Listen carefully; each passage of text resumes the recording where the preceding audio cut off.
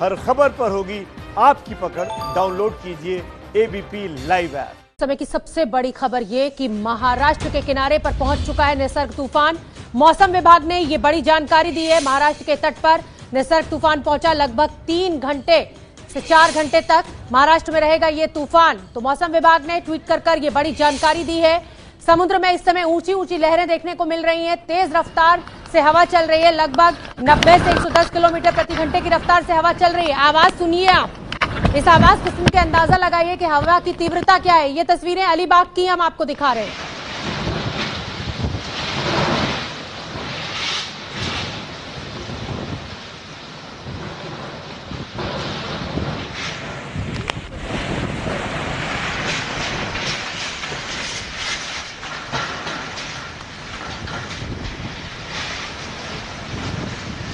और ये हम आपको गेटवे ऑफ इंडिया के नजदीक समुद्र के भीतर से ये तस्वीरें आपको दिखा रहे हैं। आप देख सकते हैं किस तरह से जहाज फंसा हुआ है। ऊंची ऊंची लहरें इस समय उठ रही हैं और गेटवे ऑफ इंडिया से ये तस्वीरें एबीपी न्यूज आपके लिए लेकर आया है। तूफान निसर्ग ने दस्तक दे दी है महाराष्ट्र में। मौसम विभाग ने भी ट्वीट कर ये जानकारी दे दी है।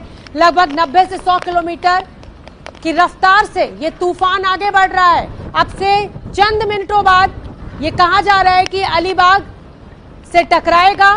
हालांकि प्रशासन की तैयारियां पूरी हैं। जितना भी तटीय इलाके हैं वहां से लोगों को हटा दिया गया है, मछुआरों को हटा दिया गया है। लेकिन ये जो तस्वीरें हैं ये डराने वाली हैं। इतनी ऊंची ऊंची लहरें इस समय समुद्र में उठ रही हैं। लोगों को बहुत ही सतर्क रहने की जरूरत है। इस समय महाराष्ट्र में जितने भी तटीय इलाके हैं और गुजरात में लगभग 2 से 2.5 घंटे बाद ये तूफान पहुंचेगा। लेकिन फिलहाल ये जो तस्वीरें हम आपको गेटवे ऑफ इंडिया से दिखा रहे हैं, जहाज आप देख सकते हैं जो आगे का हिस्सा है जहाज के, लहरें कितनी तेजी के साथ, तीव्रता के साथ टकरा रही हैं और ऊंची उठ जा रही हैं। तो समुद्र में उथल पुथल इस समय तूफान के चलते।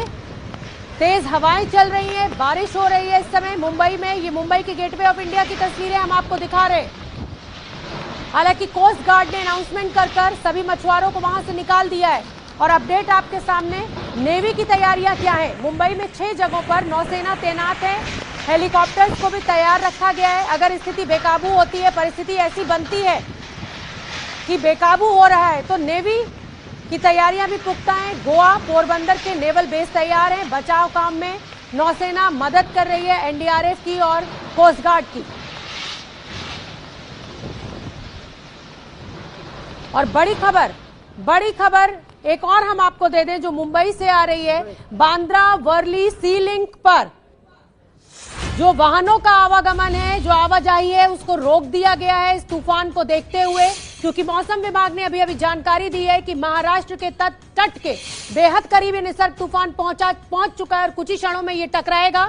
तो बांद्रा वर्ली सी लिंक पर गाड़ियों की आवाजाही को रोक दिया गया है। एहतियाती कदम ये प्रशासन के द्वारा उठाया गया है।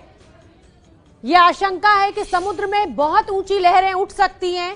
ऐसे में बांद्रा वर्ली सी लिंक जो है उसको रोक दिया गया है। उस पर अब वाहनों की आवाजाही को रोक दिया गया है। ये तस्वीरें हम आपको गेटवे ऑफ इंडिया से दिखा रहे हैं। उथल पुथल है इस समय समुद्र के अंदर। अरब सागर में उठा हुआ ये तूफान पश्चिमी तट से टकराने वाला है। कुछ ही क्षणों की देरी और अलीबाग में सबसे पहले ये टकराएगा तूफान। निसर्ग तूफान के कारण आवाजाही को भी बंद कर दिया गया है, जैसा कि लगातार मैं आपको बता रही हूं, बांद्रा वर्ली सी लिंक पर। और तमाम एहतियाती कदम, मछुआरों को हटा दिया गया है।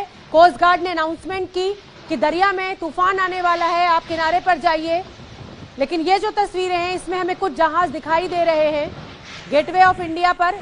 इनको यहाँ पर पोर्ट किया गया है और लगातार नजर बनी हुई है। पहली जो तस्वीर है वो अलीबाग में तेज हवाएं चलना शुरू हो चुकी हैं, बारिश हो रही है। और ये देखिए 24 से 48 घंटे में अति भारी बारिश और साइक्लोन की परिस्थिति बनी हुई है। तो समुद्र तट में रहने वाले लोगों को सूचित किया जा रहा है कि समुद्र किनारे कोई भी न जाए और नजीक में वसवाट करने को, सुरक्षित जगह जाने की अनुमति है। तो बांद्रा वर्ली सी लिंक पर ट्रैफिक नहीं। कोस्ट गार्ड के जवानों को, एनडीआरएफ के जवानों को इस समय आप देख रहे हैं। तैयारियां पुख्ता रूप से की गई हैं। क्योंकि मौसम पर किसी का जोर नहीं है, परिस्थिति कुछ भी पैदा हो सकती है। हालांकि ये आशंका पहले से है कि ये तूफान भारी तबाही लेकर आएगा। तैयारियों के चलते हुए इस नुकसान को कम जरूर किया जा सकता है। ये गेटवे ऑफ इंडिया की तस्वीरें, समुद्र की लहरों को देखकर, उनकी उथल पुथल को देखकर, उनकी ऊंचाई को देखकर अंदाजा लगाइए कि ये तूफान कितना विध्वंसक होगा। तो मुंबई में तैयारियां पूरी, महाराष्ट्र के किनारे पर निसर्ग तूफान पहुंच चुका है और कुछ ही देर बाद ये आशंका कि ये अलीबाग के तटीय इलाकों से टकराएगा। मौसम विभाग ने भी ये जानकारी दी है।